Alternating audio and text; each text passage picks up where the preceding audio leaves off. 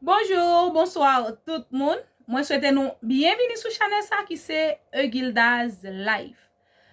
Par rapport avec titre là, nous getan ouais sur qui sa vidéo aujourd'hui a basé. Mais nous toujours connaît avant moi entrer dans le sujet vidéo, moi toujours consacrer un petit temps pour moi capable remercier tout le monde qui abonné déjà à channel là, monde qui remet vidéo yo, monde qui toujours là un commentaire pour dire ça vous pensez et surtout monde qui aide me partager channel là. Merci du fond du cœur. Ou même chaque fois moi la gen une vidéo qui toujours vinn regarder vidéo mais qui poko abonné mais espérer vidéo ça a yon nan raison qu'a fait ou abonné. Ou même qui t'a fait monter descendre sur YouTube là qui fait tomber sur channel ça qui pas même penser que communauté pas nous ante gen yon channel comme ça m'a demandé ou abonner et moi garantir à 100% ou pas regret. Vidéo moi pote pour nous aujourd'hui c'est quelques bagay nous pas doué dit ou fait yon monde qui handicapé. Parce que quand même, nous tout cap regarder vidéo là, peut-être nous gagnons un monde soit dans famille, nous dans entourage nous ou du moins se mettre dans la rue qui handicapé que nous connaissons. Peut-être nous gagnons à faire bagay sa yo ou bien à di bagay sa yo n'a blessé moun nan sans nous même nous pas même envie blesser moun nan. Donc étant donné que moi fais partie de communauté handicapée yo, utiliser voix pour moi capable exhorter nous pour nous pas blesser yo encore si nous te kon di yo ça. Premier bagay que ou pas doit dire mon handicapé. Oh, tu es trop courageuse. À ta place, je me serais suicidée. Que mon nan gen trop courage. Non, pas dire mon handicapé ça.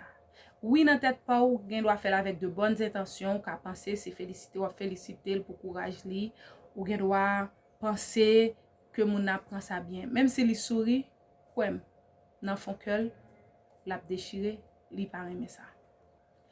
Deuxième bagay, ou trop belle pour handicapé. Moun pas choisi handicap. Moun pas relé handicap, handicap juste vini.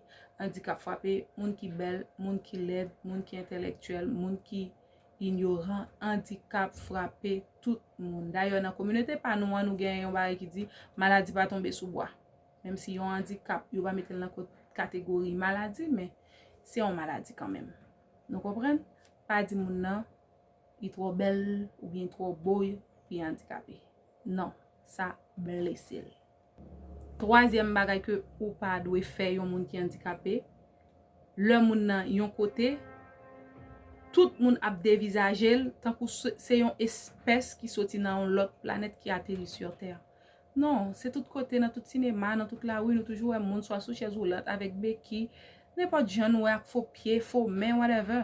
Donc suspend le nou moun nan tant que c'est première fois nous on bagay comme ça pour nous tout focus sur moun nan.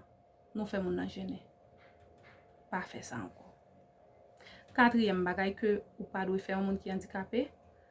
Ou gen le moun nan yon côté, la enjoy li peut-être moun nan ka nan yon fête, moun nan ka nan yon programme, moun nan ka l'église, n'importe côté, non lieu public et puis ouais moun nan ap enjoy ti moment la passer a et puis c'est là ça pour moun paraître sous li. Qui ça qui font handicapé? Nous gen doit pas connaître ça. Moi comme yon moun qui handicapé, m'ka di nou ça, en pile fois ka gen yon moment ou ap enjoy yon bagay pour quelques secondes, quelques minutes, oublier si ou gen problème nan. Mais le moun nan vin dou sa nan moment que ou a profiter de un moment, li tout rappel de janvier et ou même ou tout perdu, tant que feeling nan tout aller ou tout a penser à janvier. OK, nous ka toujours envie connaît, mais choisi bon moment pour nous poser question ça yo, pour nous pas déranger moun nan programme ici. Cinquième bagay, gen moun ki kon di ou ta pi belle ou ta pi en forme si ou pas handicapé. Est-ce que handicap c'est un choix? Ou pas sembler yon moun qui handicapé. Nou ka di des phrases sa yo, nous pas nous penser c'est féliciter n'a féliciter moun nan tandis que c'est tort n'a fait moun nan intérieurement.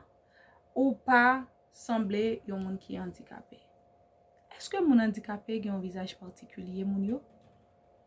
Ou du moins nan tête pa nou nan communauté nou an, depuis nou tan de yon moun handicapé, nou juste wè yon moun bouche li soit koule bavé ou bien moun nan, m'pa konnen ki image nou gen nan tête nou de yon moun qui handicapé.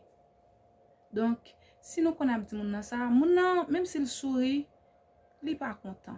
Suspend rappeler moun nan di moun nan bagay sa yo. Li pas bon. L'autre bagay encore que on yo toujours envie connaît, c'est vie sexuelle yon handicapé. Est-ce qu'on fait sexe? Est-ce qu'on dit? Est-ce qu'on date? Est-ce qu'on sentil? Ça n'a besoin d'un vie handicapé, dans vie sexuelle yon moun qui handicapé. Est-ce que yon moun handicapé pas gen droit à yon vie sexuelle? Est-ce que yon moun handicapé pas doué gen intimité? Suspend ak bagay sa ou. Yo toujours, c'est question me jwenn pi souvent. Est-ce que me fait sexe? Non! Pas entrer dans vie. Même si on satisfait désir ou, mon handicapé a depuis le gen désir li, la cherche un gens satisfait. OK? Période. L'autre question encore, est-ce qu'on gen ménage? Si toutefois ou ta répond oui, est-ce que le est-ce que moun connaît moun qui remet au Jésus? Moun pa connaît moun qui remet yo. Même j'ai un moun ka sou 2 pieds, belle, en forme, instruit, plein l'argent, bien éduqué, et puis un garçon vient dans ville ou bien une fille vient dans ville, li pa remet le vrai. Il en est de même pour un moun qui handicapé.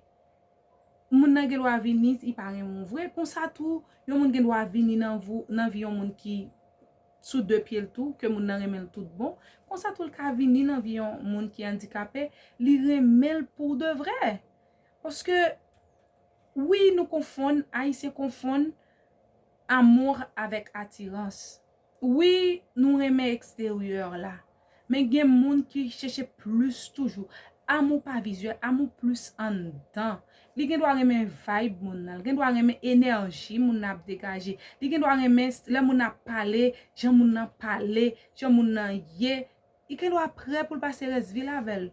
Donc suspendi moun nan pa remen moun qui handicapé, moun nan se profiter ou du moins si son moun qui gen parent dans l'autre pays ou c'est avantage, c'est grand, c'est vorace, c'est date suspend. Là ça même là un moun qui ont sentiment tout bon pour un moun qui ont problème physique, la peur aventurelle ou du moins ba connait suspend.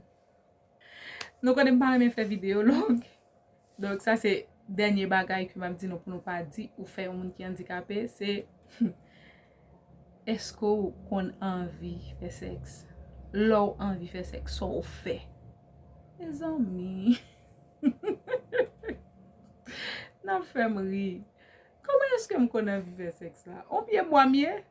Comment pour m'ta dire le m'envie faire sexe comment mieux?